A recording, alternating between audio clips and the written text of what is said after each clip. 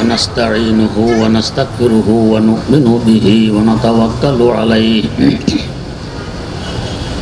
ونعوذ بالله من شرور أنفسنا ومن سيئات أعمالنا من يهده الله فلا مضل له ومن يضلله فلا هادي له ونشهد أن لا إله إلا الله وحده لا شريك له ونشهد أن سيدنا ونبينا ومولانا محمدا عبده ورسوله أرسله بالحق بشيرا ونذيرا وداعيا إلى الله بإذنه وسراجا منيرا صلى الله تعالى عليه وعلى آله وأصحابه وسلم تسليما كثيرا كثيرا أما بعد فأعوذ بالله من الشيطان الرجيم بسم الله الرحمن الرحيم يا أيها الذين آمنوا كتب عليكم الصيام كما كتب على الذين من قبلكم لعلكم تتقون وقال رسول الله صلى الله عليه وسلم الصوم جنة أو كما قال عليه الصلاة والسلام اللهم صل على سيدنا محمد وعلى آل سيدنا محمد كما صليت على سيدنا إبراهيم وعلى آل سيدنا إبراهيم إنك حميد مجيد اللهم بارك على سيدنا محمد وعلى آل سيدنا محمد كما باركت على سيدنا إبراهيم وعلى آل سيدنا إبراهيم إنك حميد مجيد আল্লাহ রাব্বুল আলামিন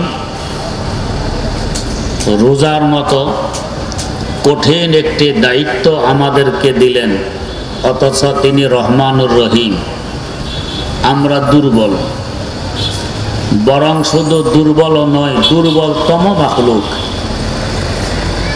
দুর্বলতম মাখলুককে রহমানুর রহিম দয়ার সাগর একটি কঠিন দায়িত্ব দিলেন, উল্টা উল্টা লাগে।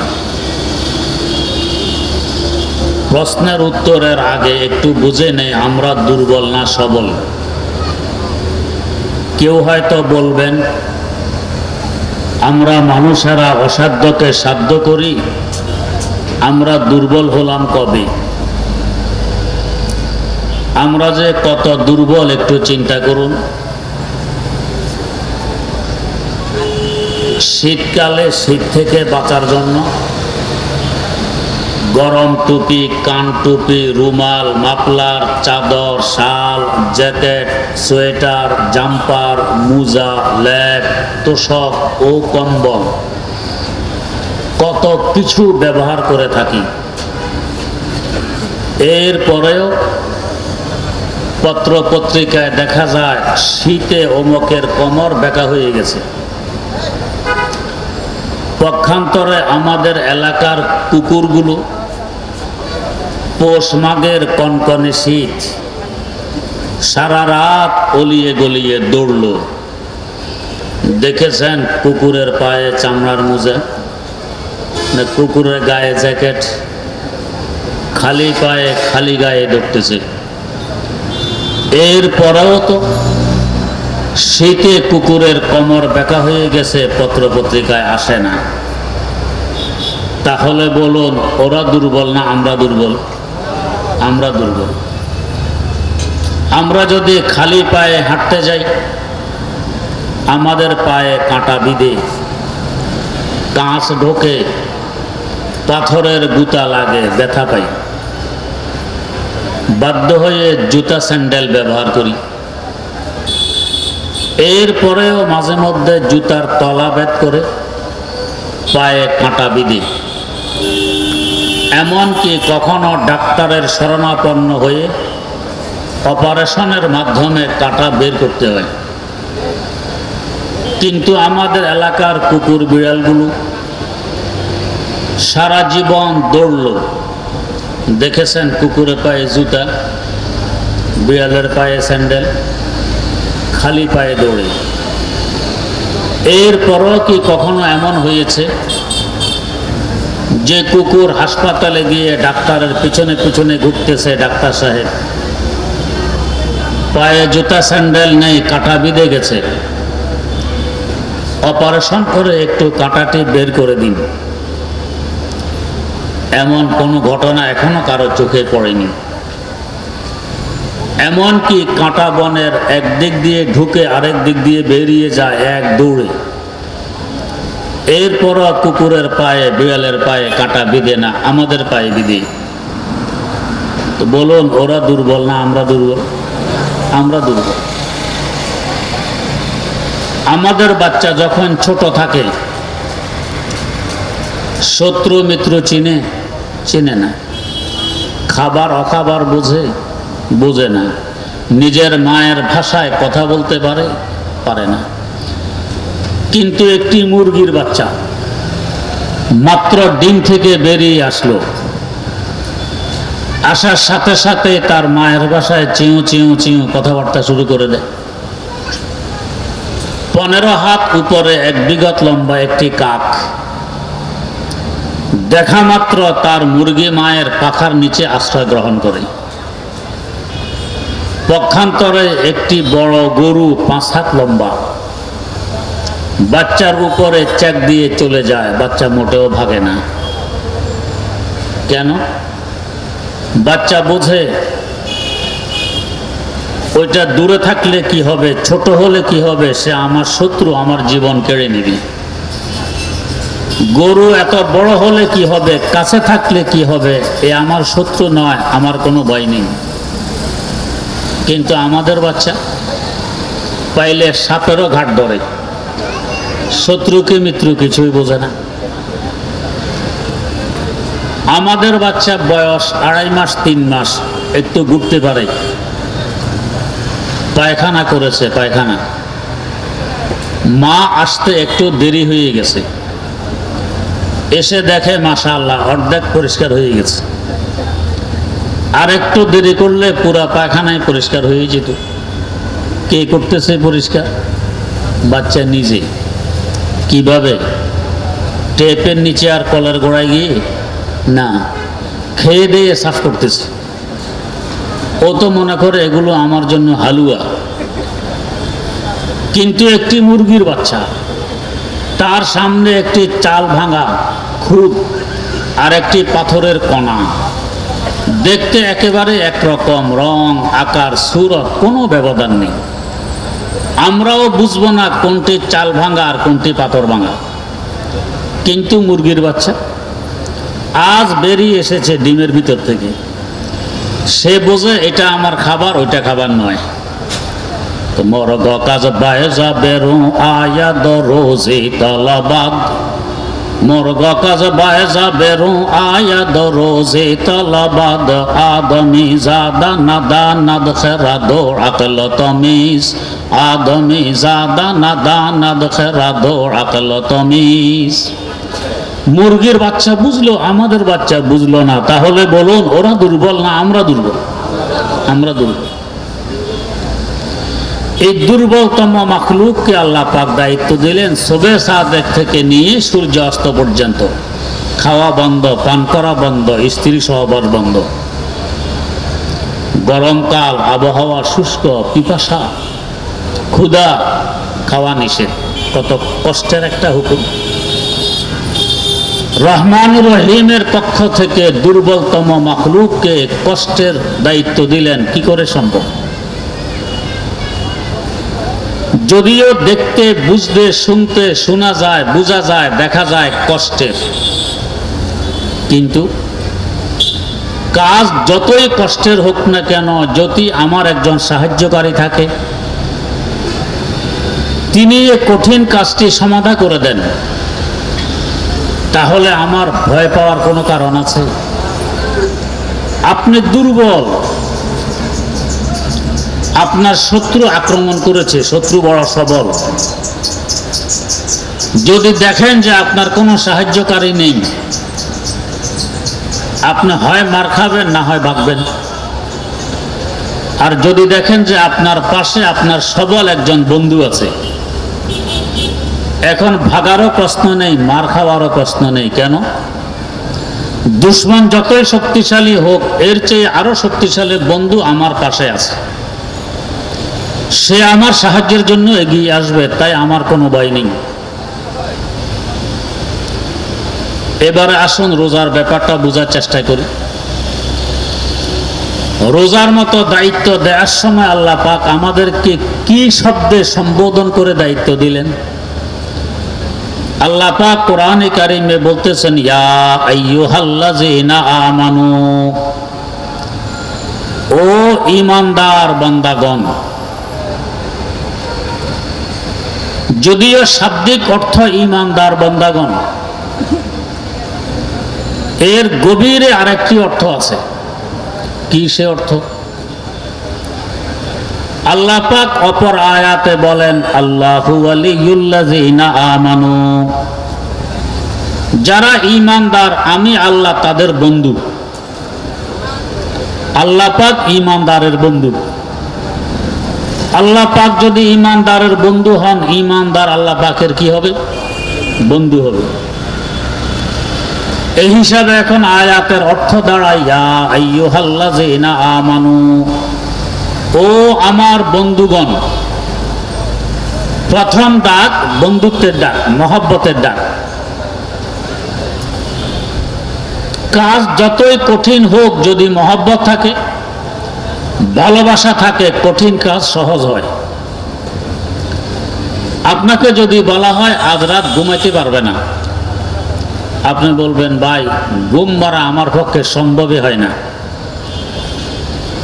ঘুম না গেলে আমার মাথা ব্যথা শুরু হয়, শরীর দুর্বল হয়ে পড়ে, পরের দিন কোনো কাজকর্ম করতে পারি না। আর এই আপনাকে যদি আপনার অন্তরঙ্গ বন্ধু, যার জন্য আপনি মরেন বাঁচেন, গপসপ শুরু করে সারা রাত শেষ, মুয়াজ্জিন যখন ফজরের আজান দেয়, আহা মুয়াজ্জিন দিশারাইছে, মাত্র এশা পড়ে আসলাম, এখন ফজর আজান দেয়, আসলে রাত শেষ। এখন কেন সহজ হয়ে গেল ঘুম মারা? বন্ধুর সাথে গপসপে ব্যস্ত এই জন্য। আজ মহব্বত তলখে হাসির সাওয়াদ, ওয়াজ মহব্বত রঞ্জে হারা হাদ বুয়াদ, ওয়াজ মহব্বত রঞ্জে হারা হাদ বুয়াদ। মহব্বতের ভালোবাসার কারণে কঠিন কাজ সহজ হয়ে যায়। যত মানুষ প্রেমে পড়ে আত্মহত্যা করে, অন্য কোনো মুসিবতে পড়ে এত মানুষ আত্মহত্যা করে না। জীবনের সবচেয়ে কঠিন কাজ হলো জীবন দেয়া, আত্মহত্যা করা। এটা তার জন্য কেন সহজ হইল? মহব্বতের কারণে, ভালোবাসার কারণে। ফরহাদ একজন যুবক, শিরিন একজন যুবতী, তার সাথে এর মহব্বত। শিরিনকে পেতে চায়। শিরিন বলে, আমাকে যদি পেতে চাও একটি শর্ত পূরণ করতে হবে, শর্ত পূরণ করলেই আমাকে পাওয়া যাবে। কি শর্ত? এই মহাসাগর সৃষ্টি হবে, মহাসাগর যেদিন সিঁচা শেষ হবে ওই দিন আমাকে পাবে।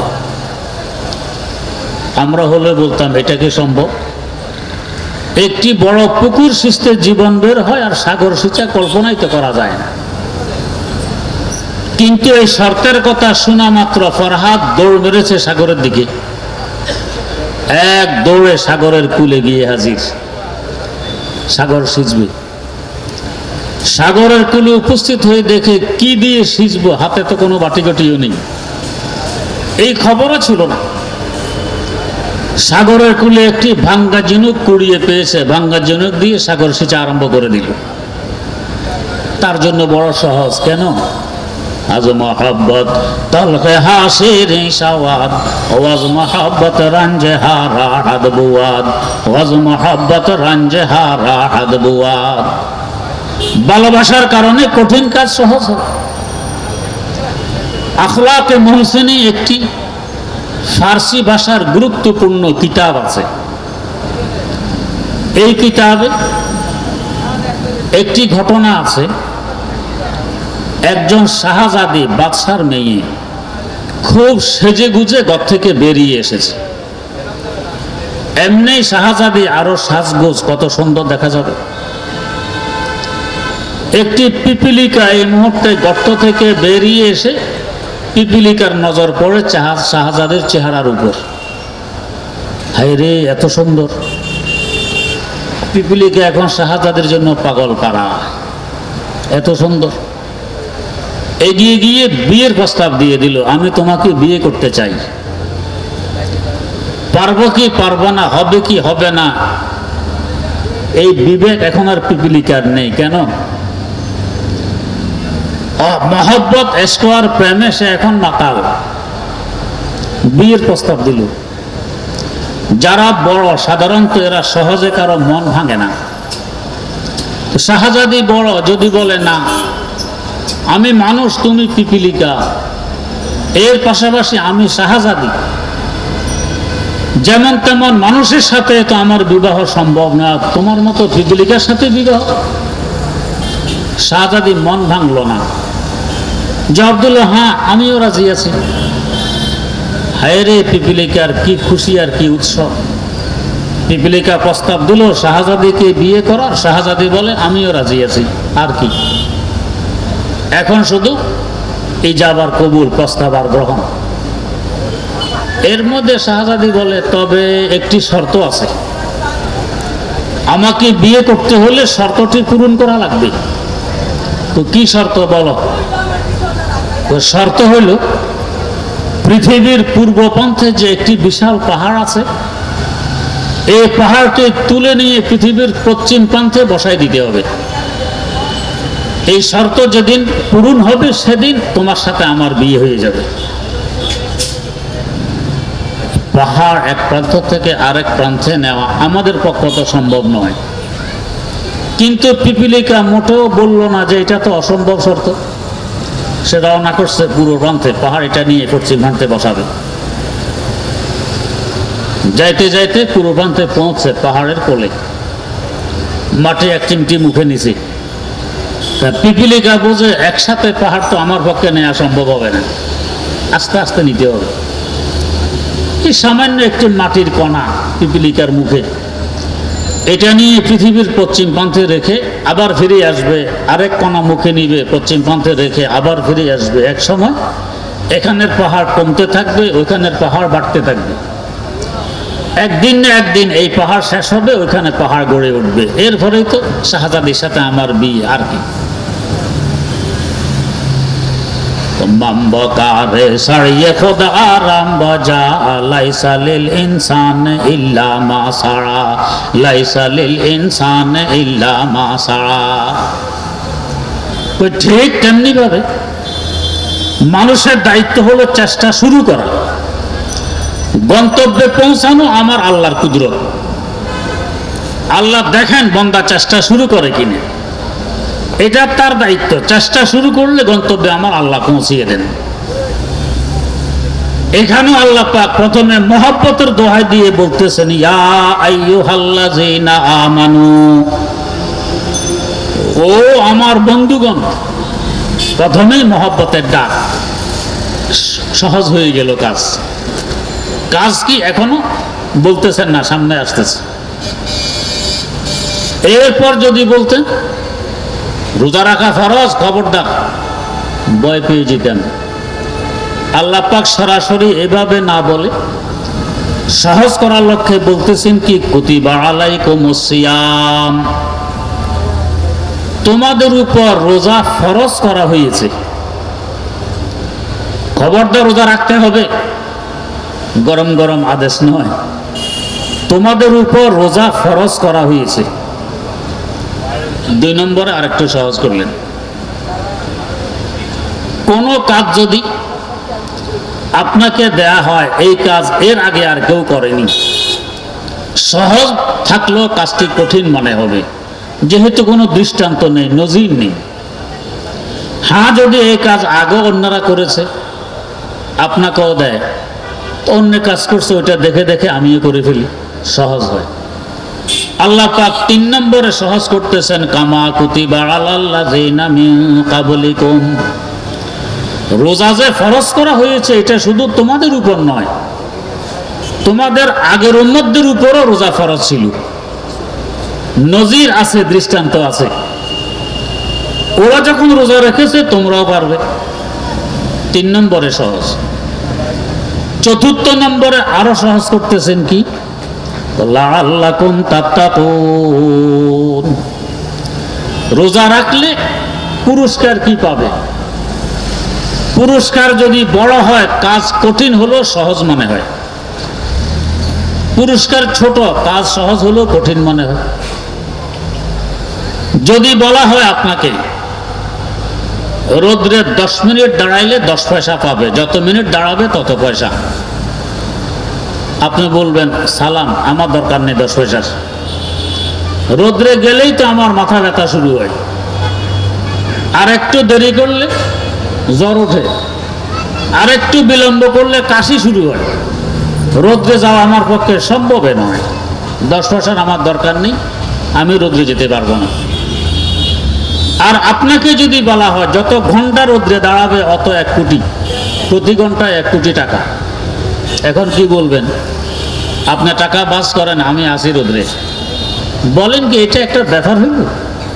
আমি সারাদিন পারি রোদ্রে দাঁড়াইতে, টাকা ঠিক করেন, আমি আসি রোদ্রে। এখন সহজ কেন? পুরস্কার বড়, ওই জন্য সহজ। আল্লাহ পাক বলেন যদি রোজা রাখতে পারো পুরস্কার অনেক বড়। সেটা কি?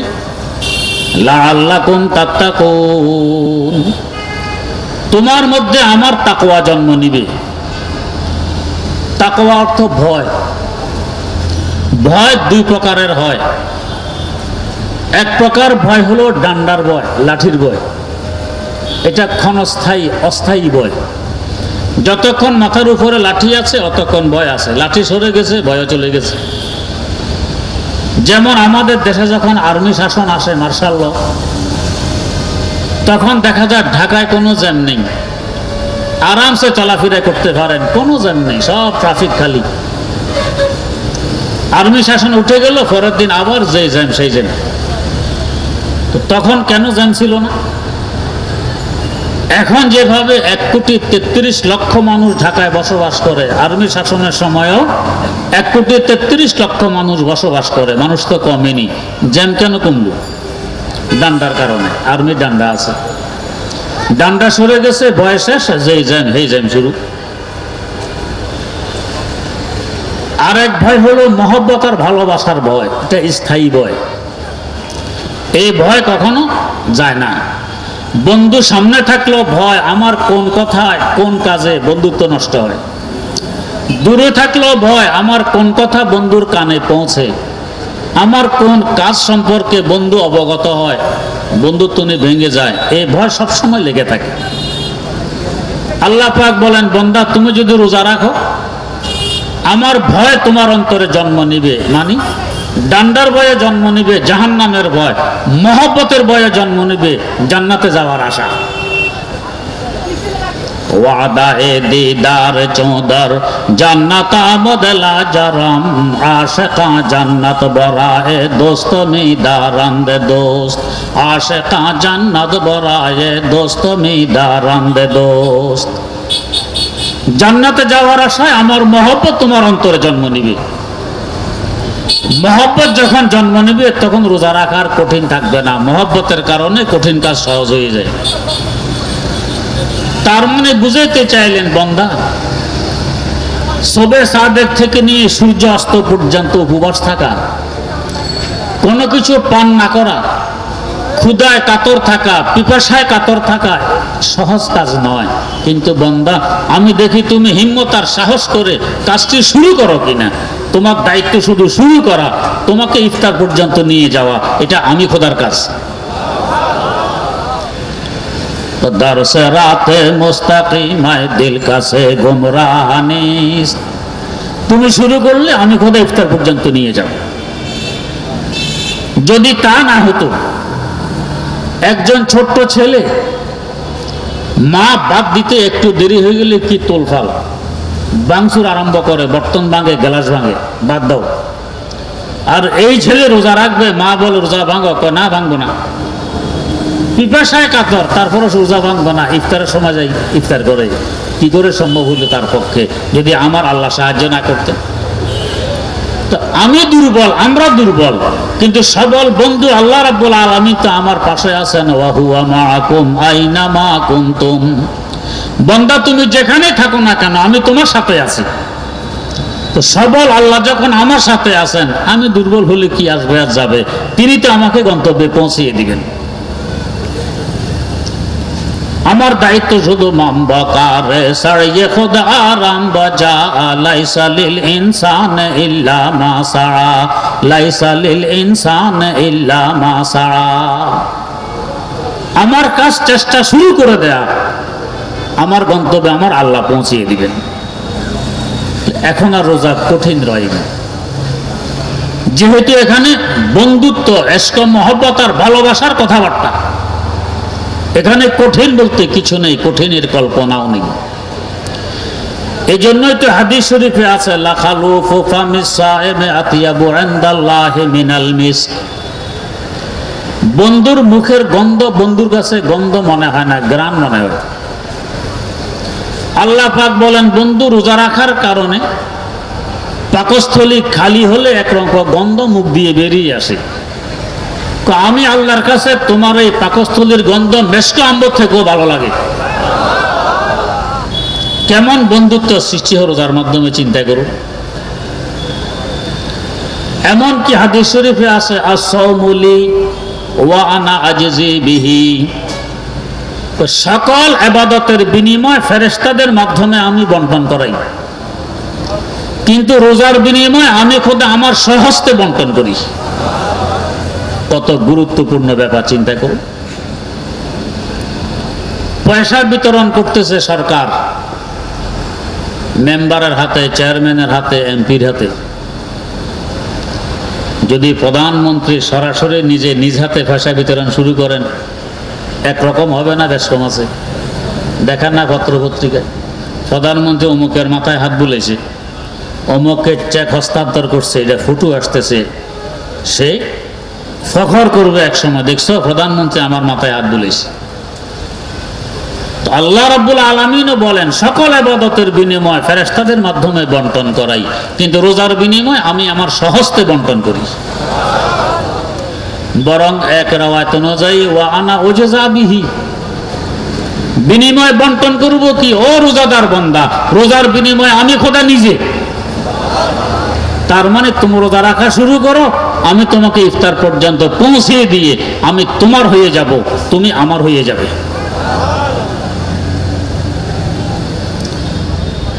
এখন অবস্থা এমন হবে যে মান তন সোদাম তো যা সুদি, মান জান সোদাম তো তন সুদি, তা কাসনা গোয়াদ দেগা রাম মান তো দেগারি, তা কাসনা গোয়াদ বা কাসে মান দেগা রাম তো দেগারি, তা কাসনা গোয়াদ বা কাসে মান দেগা রাম তো দেগারি। এখন বান্দা কথা বলবে তুমি, মানুষ দেখবে তোমার জবান দিয়ে কথা বেরিয়ে আসতেছে, বাস্তবে আমি খোদার কুদরতি জবান দিয়ে তোমার কথা বের হয়। বুখারী শরীফের হাদিস, বানানো কথা নয়। মানুষ দেখবে তুমি তোমার হাত দিয়ে কিছু ধরতেছ, বাস্তবে আমি খোদার কুদরতি হাত দিয়ে ধরতেছ। মানুষ দেখবে তুমি তোমার পা দিয়ে হাঁটতেছ, বাস্তবে আমি খোদার কুদরতি পা দিয়ে হাঁটতেছ। কেমন হবে হাঁটা? যদি তুমি তোমার শক্তিতে হাঁটতে তো 1 ঘন্টায় বেশি থেকে বেশি 4 কিলোমিটার 5 কিলোমিটার হাঁটতে, আমার আল্লাহ 50 কিলোমিটারও হাঁটাইয়া দেন 1 ঘন্টায়। দূরের কথা নয়, আমারই ওস্তাদ 128 বছর বয়সে উনি ইন্তেকাল করেছেন। বাড়ি নোয়াখালী, লক্ষ্মীপুর বটতলী। তিনি আমাকে শুনাইলেন যে আমি একবার কুমিল্লার উজানির কুতবে ওয়াক্ত কারি ইব্রাহিম রহমতুল্লাহ আলাইহির সাথে সাক্ষাৎ করতে আসি। উজানির পীর, শীতকাল, আসর পরে হুজুরের কাছে গেলাম বিদায় নিতে। শীতকালে আসর আর মাগরিবের মধ্যখানে সময় থাকে খুব স্বল্প। উজানি থেকে বটতলের দূরত্ব প্রায় 60 কিলোমিটার। পায়ে হেঁটে যেতে হবে, কোনো গাড়ি ঘোড়া নেই। মুসাফাহা করার সময় বললাম, হযরত বাড়ি অনেক দূরে, যেতে অনেক রাত হবে, ভয় লাগে, দোয়া চাই।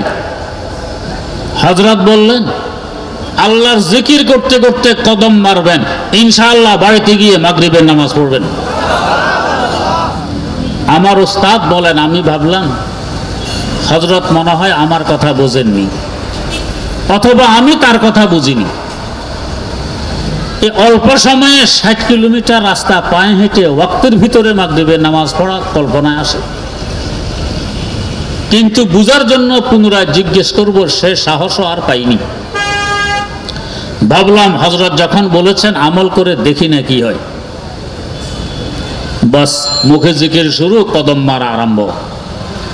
হযরত বলেন, 60 কিলোমিটার রাস্তা পায়ে হেঁটে আমি বাড়িতে গিয়ে ওয়াক্ত মোতাবেক মাগরিবের নামাজ পড়তে পেরেছি।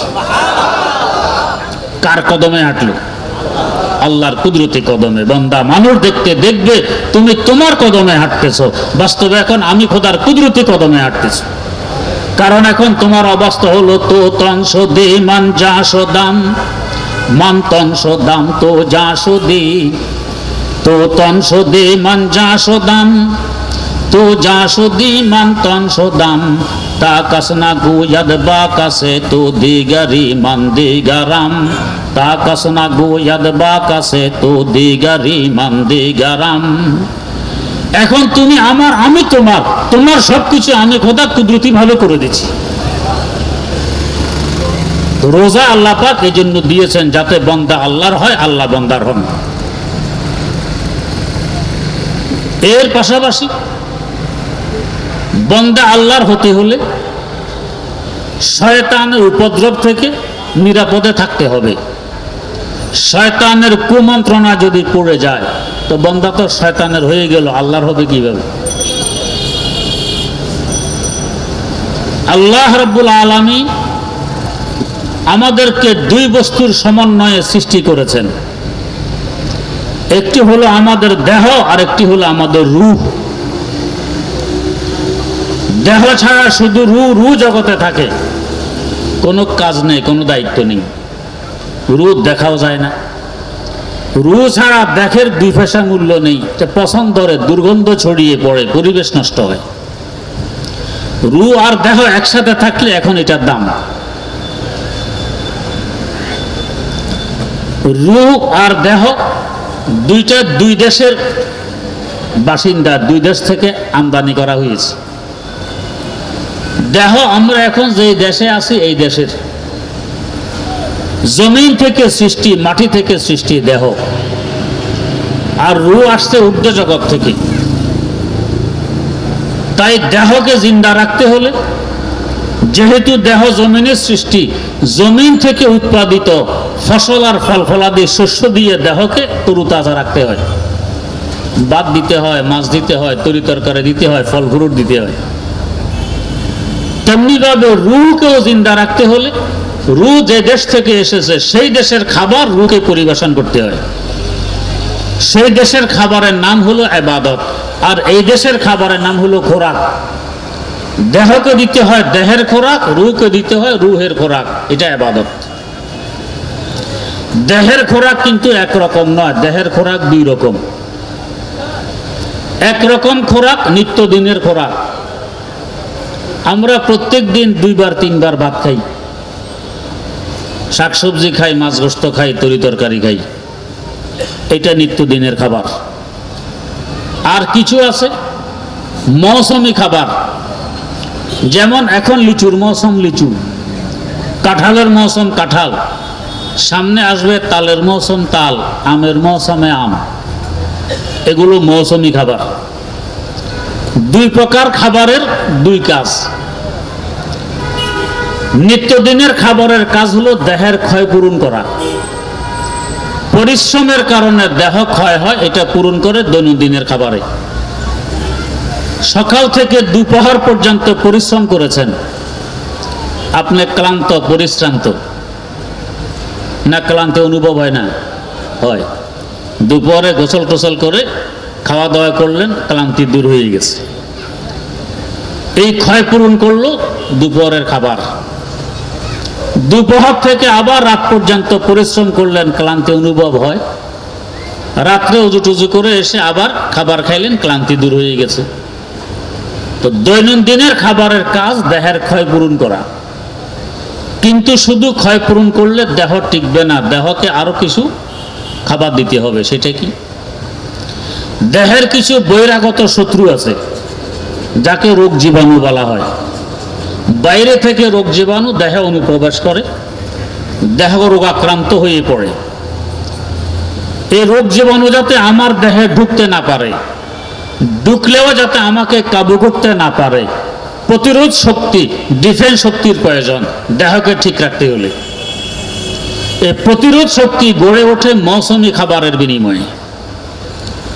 তাই বিজ্ঞ ডাক্তাররা বলেন, যে মৌসুমে যে ফল পাওয়া যায়, যে খাবার পাওয়া যায়, অল্প হলেও কিছু না কিছু খেয়ে নাও, প্রতিরোধ শক্তি গড়ে উঠবে। না হয় রোগাক্রান্ত হলে দেহ টিকবে না। তো বোঝা গেল দেহকে ঠিক রাখতে হলে দুই ধরনের খাবার পরিবেশন করতে হবে। দৈনন্দিনের খাবার, এতে দেহের ক্ষয় পূরণ হবে, আর মৌসুমী খাবার, এতে ডিফেন্স শক্তি, প্রতিরোধ ক্ষমতা গড়ে উঠবে। এবার আসুন রুহের ব্যাপারে। রুহেরও কিছু দৈনন্দিনের ক্ষয় আছে, কিছু বহিরাগত শত্রু আছে। রুহের ক্ষয় হয় গুনাহের কারণে। যত গুনাহ করবেন রূহ তত ক্ষয় হবে, দুর্বল হবে। এই ক্ষয় পূরণ করবে দৈনন্দিনের ইবাদত। দৈনন্দিনের ইবাদত নামাজ দিনে 5 বার,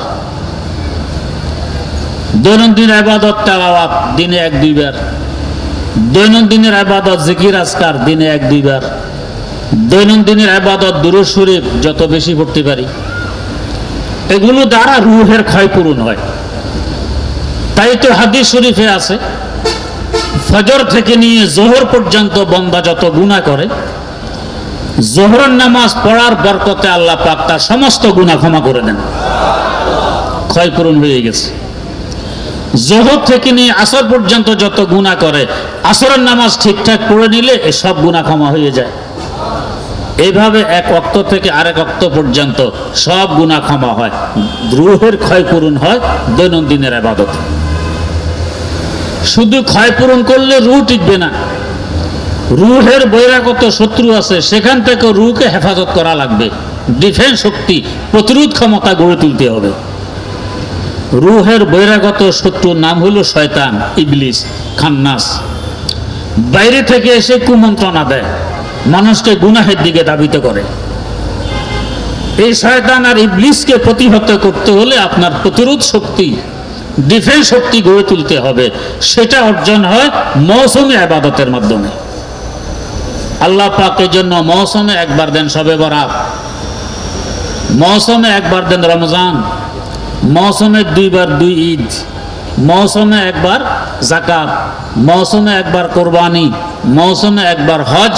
এগুলো সব মৌসুমী ইবাদত, প্রতিরোধ শক্তি গড়ে ওঠে।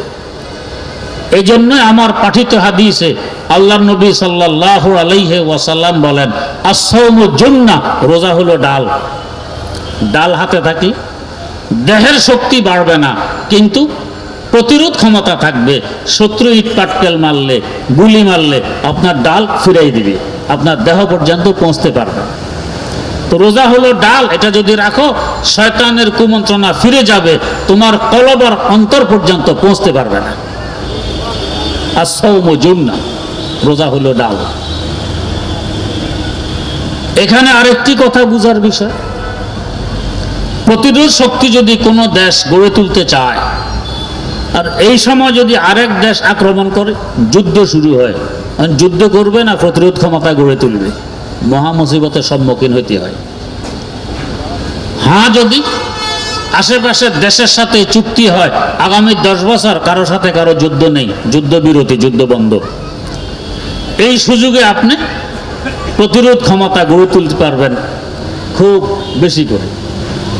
আল্লাহ পাকও মেহেরবানি করে জানাই দিলেন, বান্দা তোমারও এই প্রতিরোধ ক্ষমতা গড়ে তোলার জন্য আমি রোজা দিয়েছি, মৌসুমি আবাদত দিয়েছি, এই সময় যদি তোমার শত্রু শয়তান ডিস্টার্ব করে, তুমি এই প্রতিরোধ ক্ষমতা কিভাবে গড়ে তুলবে? তোমাকে সুযোগ দিলাম, পুরা রমজান 1 মাস শয়তানকে জেলখানায় বন্দি করে রাখলাম। বুসিদাতিস শায়াতিন হাদিসে আছে শয়তান বন্দি। এবার নিরাপদে তুমি তোমার প্রতিরোধ ক্ষমতা গড়ে তুলতে পারো। এখানে আবার কেউ প্রশ্ন করতে পারেন, হুজুর শয়তান যদি রমজান মাসে বন্দি থাকে, তো রমজানও তো আকাম কুকাম হয় না? হয় না? হয়, বেশার কম হয়তো। তাহলে এটা কিভাবে সম্ভব?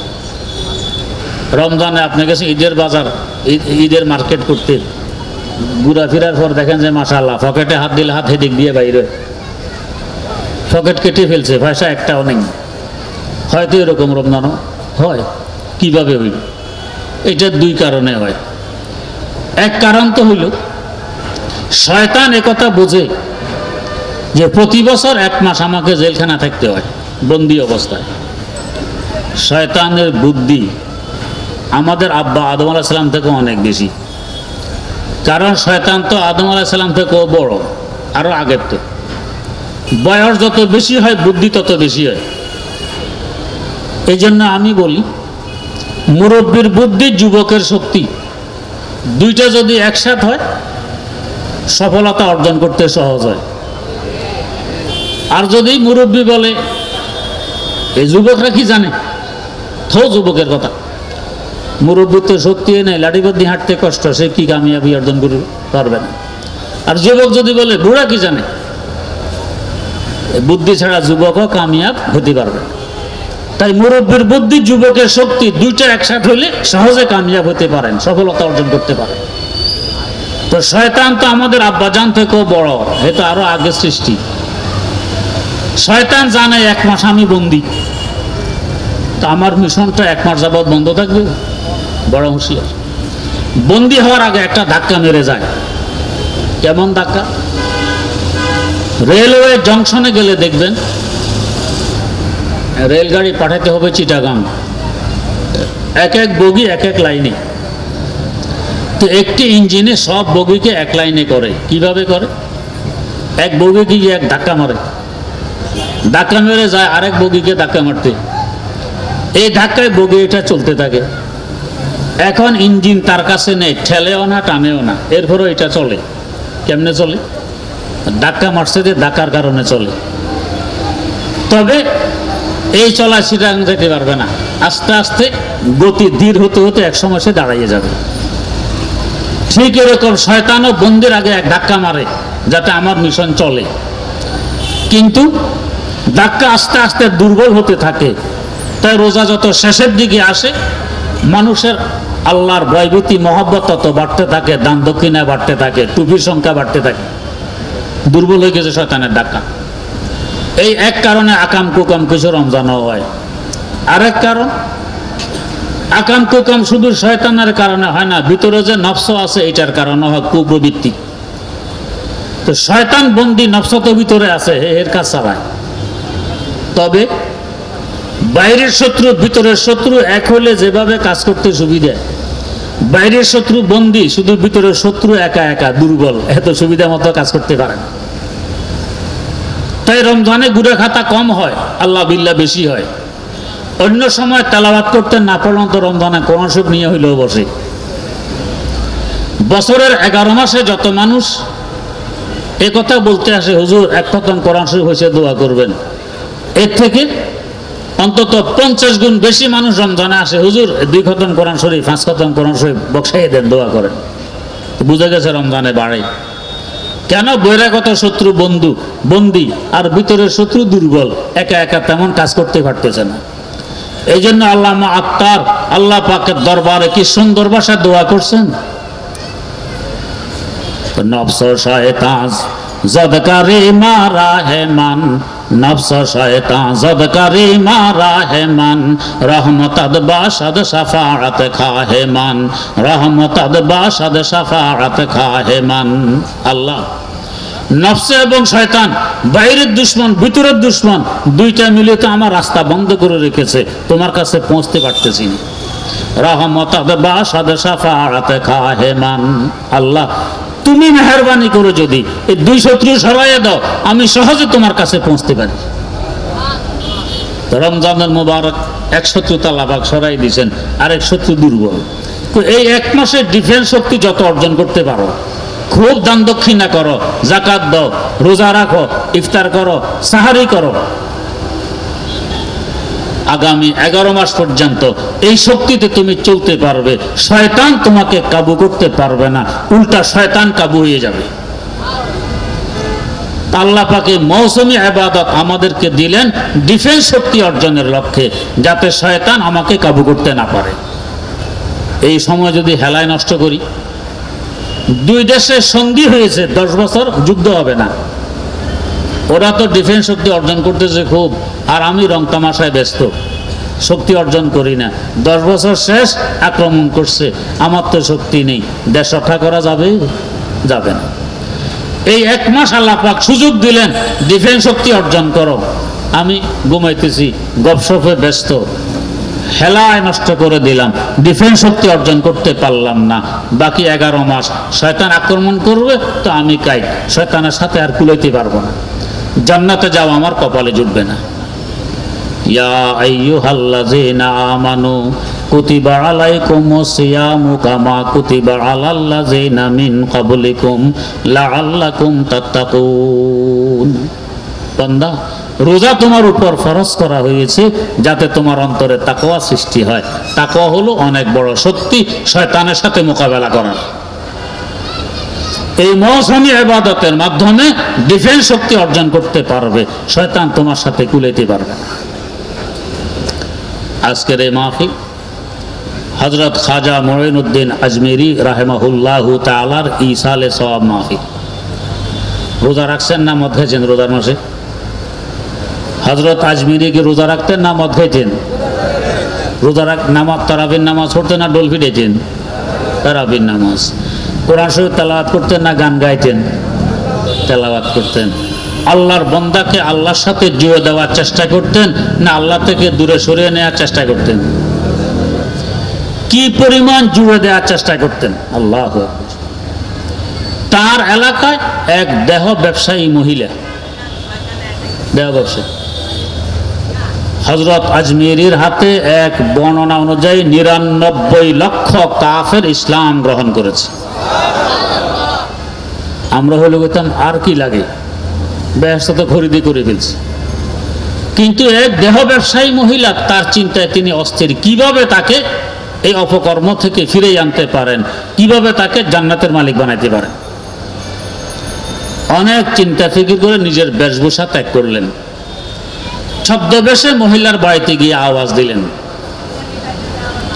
মহিলা এগিয়ে আসছে, মা আমি গরিব মানুষ, কাজ জানি, আপনার তো অনেক কাজকর্ম করতে হয়, যদি আমাকে একটু কাজের সুযোগ দেন, আমি ঘর বাড়ি ঝাড়ু দিয়ে পরিষ্কার করব, হাঁড়ি পাতিল ধুয়ে মেজে সাফসুতরা করব, আপনার যা ইচ্ছা দিতে পারেন। এত ভালো কর্মচারী কই পাওয়া যায়, যা ইচ্ছা দিলেই চলবে, কোনো বাড়াবাড়ি নেই, ধরা বাঁধা নেই। মহিলার সুযোগ হয়, ঠিক আছে। যার হাতে 99 লক্ষ কাফের ইসলাম গ্রহণ করেছে, তিনি এখন এক মহিলার কাজের ছেলে। উদ্দেশ্য কি? কাজ। ঝাড়ু দেন না, চোখের পানি ছাড়েন, হাঁড়ি পাতিল ধুয়ে মেজে পরিষ্কার করেন, চোখের পানি ছাড়েন। কেন? কপসরো জোড়ে কলবই কারে তোরা, কলবহা কাল্লে তোফাইলে মুস্তাফা, কলবহা কাল্লে তোফাইলে মুস্তাফা। ও আল্লাহ, তোমারই তো একজন বান্দি দেহ ব্যবসায় লিপ্ত, জাহান্নামের কড়ি। তোমার কোন বান্দা বান্দি জাহান্নামে যাবে আমি মুঈনুদ্দিন আজমেরি সইতে পারি না।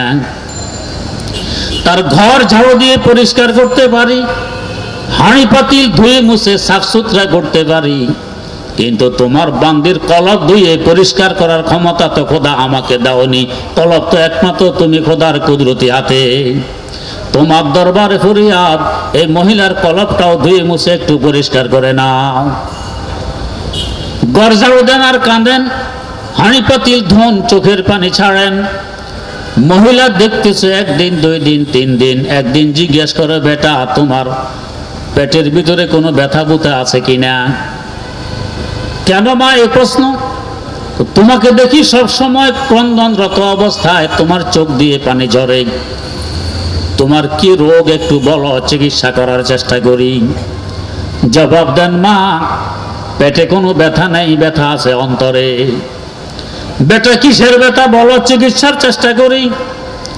মা এই ব্যথার চিকিৎসা এত সহজ নয়। কেন সহজ নয় বলো? জবাব দিতেছেন, মা আমি দেখতেছি একজন পয়গাম্বরের মেয়ে জাহান্নামের পথের পথিক, জাহান্নামের খড়ি হতে চলছে। এই অবস্থা দেখে আমি সইতে পারি না, অন্তরে ব্যথা লাগে। মহিলা আশ্চর্য, এমন কপাল পোড়া কোন মেয়ে যে পয়গাম্বরের মেয়ে হয়ে জাহান্নামের খড়ি হবে? এমন কপাল পোড়াকে? হযরত আজমিরি বলেন, মা আদম আলাইহিস সালাম আমারও আব্বা, আপনারও আব্বা, তিনি একজন পয়গাম্বর। এই হিসাবে আমি তার ছেলে, আপনি তার মেয়ে। মা আমি দেখতেছি এই পয়গাম্বর আদম আলাইহিস সালামের মেয়ে হয়ে আপনি তো জাহান্নামের পথে চলছেন, জাহান্নামের খড়ি হতে চলছেন। দেহ ব্যবসায় লিপ্ত, এটা জাহান্নামের খড়ি হওয়া ছাড়া আর কিছু নয়। বলতে দেরি, দেহ ব্যবসায়ী মহিলার বুঝে আসতে দেরি নেই। বলছে, বেটা তোমার পরিচয় চাই, তুমি বাস্তবে কে? বলতেছেন, মা নিশ্চয় নাম শুনেছেন, মুঈনুদ্দিন আজমিরি নামে একজন আল্লাহর বান্দা আছেন। বহু শুনেছি, সে তো অনেক বড় আল্লাহর ওলি। মা দেখে নেন, আমি সেই মুঈনুদ্দিন আজমিরি। পায়ে লুটে পড়ছে, হুজুর আপনাকে চিনিনি, বুঝিনি। এতদিন যাবৎ কত কষ্ট দিয়েছি, আমার ঘর ঝাড়ু দিয়েছেন, বাড়িঘর পরিষ্কার করেছেন, হাঁড়ি পাতিল পরিষ্কার করেছেন। আল্লাহর ওয়াস্তে ক্ষমা চাই ও আল্লাহর ওলি, আপনার সামান্যতম সংস্রব আর সোহবতের বরকতে আমার দিব্যি চক্ষু খুলে গেছে। আমি তো দেখতেছি আমি জাহান্নামের কিনারায় ছিলাম, আপনি সেখান থেকে টেনে জান্নাতের কিনারায় নিয়ে আসছেন। আর একটা ধাক্কা যদি মারেন, জান্নাতে পৌঁছতে পারি। একজন আল্লাহর বান্দিকে জান্নাতি বানানোর জন্য কি পরিমাণ কোরবানি তারা পেশ করছেন। তাদের নামে যদি আমরা এখন গান বাজাই, ডলফি দেই, গাঁজা খাই, নেশা করি, তো বলেন এগুলো সহ্য করার মতো? এই এলাকার যুবক ভাইদেরকে আল্লাহ পাক দরিকে রহমত করুন। এখানে নাকি একসময় এরকম গানের আসর হইতো, তারা তার পরিবর্তে ওয়াজ মাহফিলের ব্যবস্থা করছেন। আল্লাহ পাক যাতে ভবিষ্যতে এইভাবে গানের পরিবর্তে ওয়াজ মাহফিলের ব্যবস্থা করতে পারেন, তাদেরকে এইভাবে দ্বীনের সৈনিক হিসেবে আল্লাহ যাতে কবুল করে নেন, সকলে দোয়া করি। সুবহানাল্লাহি ওয়া বিহামদি, সুবহানাকাল্লাহুম্মা ওয়া বিহামদিক, আশহাদু আল্লা ইলাহা ইল্লা আনতা, আস্তাগফিরুকা ওয়া আতুবু ইলাইক।